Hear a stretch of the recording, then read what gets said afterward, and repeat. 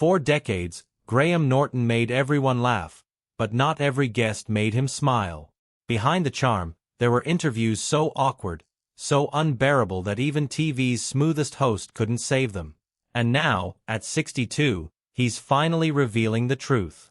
In a rare confession, Norton names the 6 guests he couldn't stand. From drunken chaos to frosty silences that brought his show to a halt. Who were they? You're about to find out. Number 1. Mark Wahlberg. To Graham Norton, hosting isn't just about celebrity chatter. It's about rhythm, timing, and control. For decades, he's made chaos look easy, turning awkward silences into laughter and nervous guests into viral gold. But there's one night he could never laugh about. That night was Mark Wahlberg. It was 2013, and Norton's iconic red sofa was packed with talent. Michael Fassbender, Sarah Silverman, and the Hollywood tough guy himself there to promote Broken City. At first, everything seemed fine. Wahlberg was charming, funny, and totally in control, but as Norton later told the Mirror, there was not a hint of it. And then about 20 minutes into the show, it caught up with him.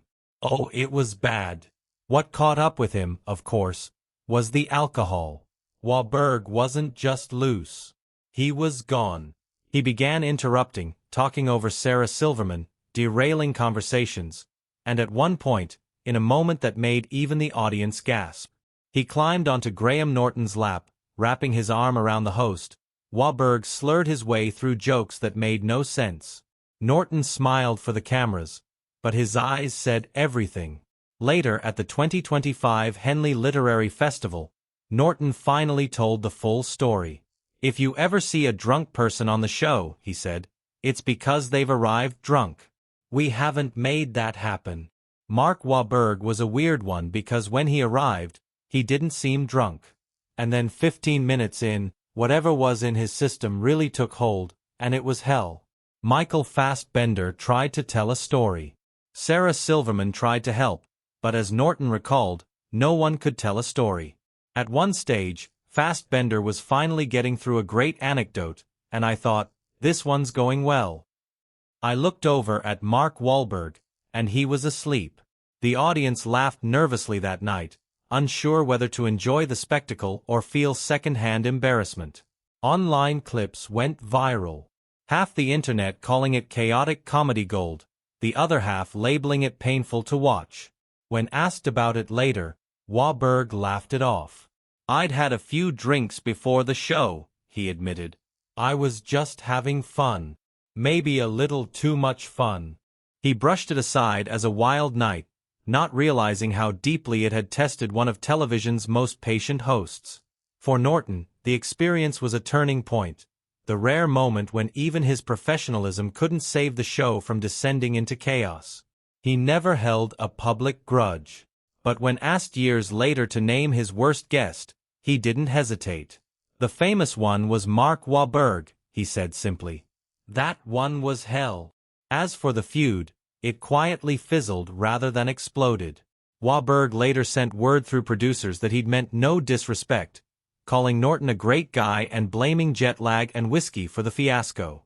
Norton, ever the diplomat, forgave but never forgot. Today, more than a decade later, their paths have crossed only briefly at industry events. Smiles are exchanged, but the warmth never returned. To this day, when fans ask Norton who his worst guest was, his answer is short, sharp, and unchanging. Mark Wahlberg. And trust me, once was enough. Number 2. Mickey Rower. When it comes to difficult guests, Graham Norton has seen it all. The divas, the drunks, the ones who just won't play along. But there's one interview he still describes with a weary sigh. Mickey Rower. It was supposed to be a headline-grabbing appearance. Roar, the once rebellious heartthrob turned Oscar-nominated comeback story, was booked to bring grit and unpredictability to the Graham Norton show. Instead, what unfolded that night was something Norton would later call a nightmare. From the moment Roar walked onto the red sofa, the energy shifted. Other guests smiled, chatted, leaned forward. Roar slouched back, sunglasses on, a half-empty bottle of Jack Daniels reportedly in hand. Mickey roar, he was just exhausting, Norton later told the New Zealand Herald. He wanted to smoke all the time.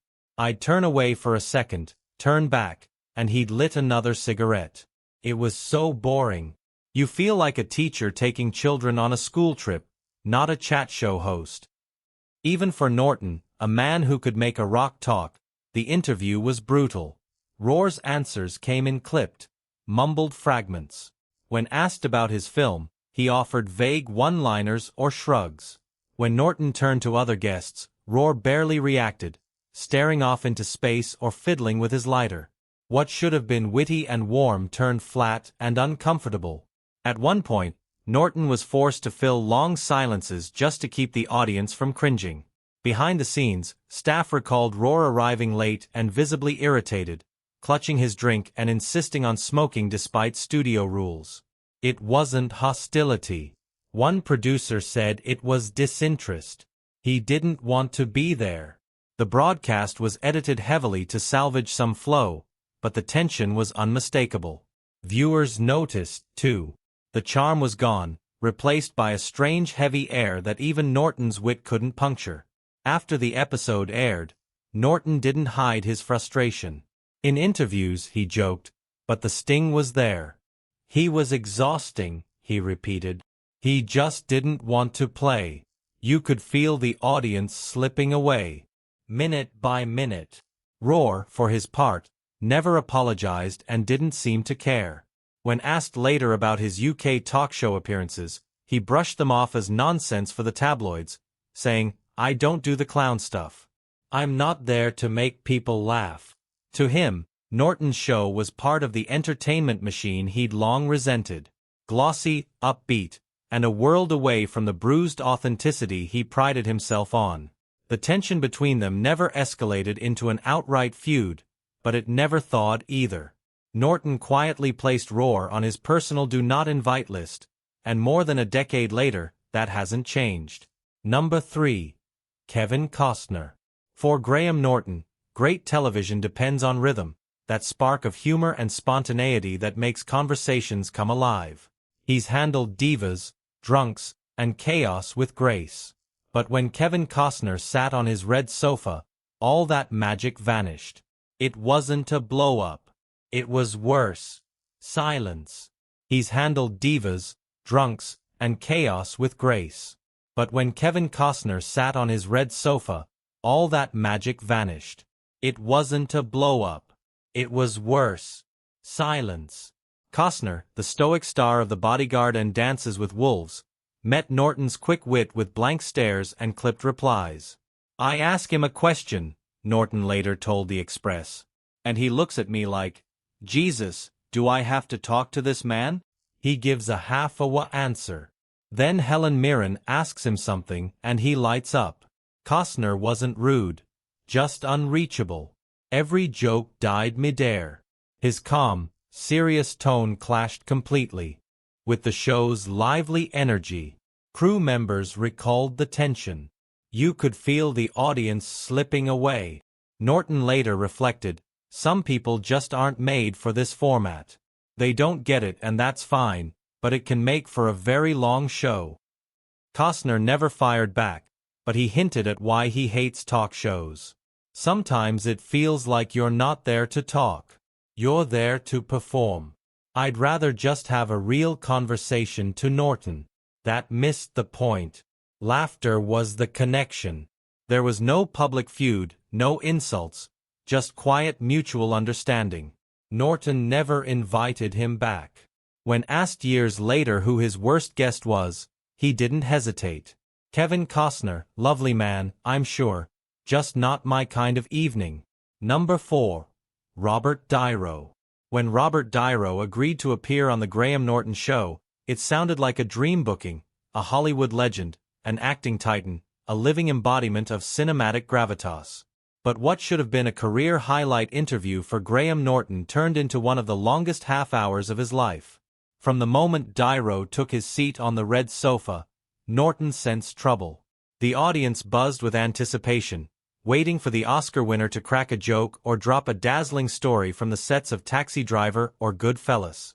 Instead, what they got was silence, short, cautious answers, long pauses, a faint smile that never quite reached his eyes. Norton, the undisputed master of quick wit and warm conversation, found himself battling dead air. He tried everything, teasing questions, light banter, even gentle self-deprecation. Nothing worked.